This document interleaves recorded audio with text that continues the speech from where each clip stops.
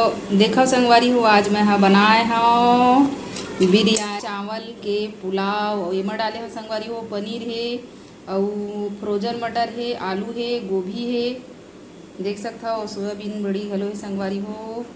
गोभी घलो डाले हम मस्त बढ़िया बढ़िया कटिंग करके और सोयाबीन घलो डाले हम, देख सकता हो।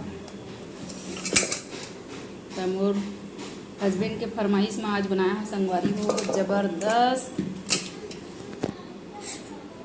आज है एकदम बढ़िया संगवारी हो पुलाव की रेसिपी, देख सकते हो ज़बरदस्त। संगवारी हो दिखावत हूँ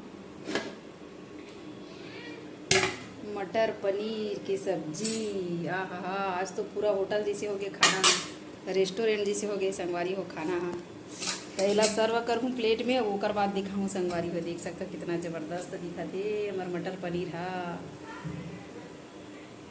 अन्नू पापा फरमाइश में बनाया है संगवारी हो। तो देखो संगवारी हो हमारा आज के मस्त बढ़िया डिनर की रेसिपी रेडी हो गई। अब चाहत हमें अन्नू पापा ला दे बर आज के हमारी स्पेशल खाना संगवारी हो।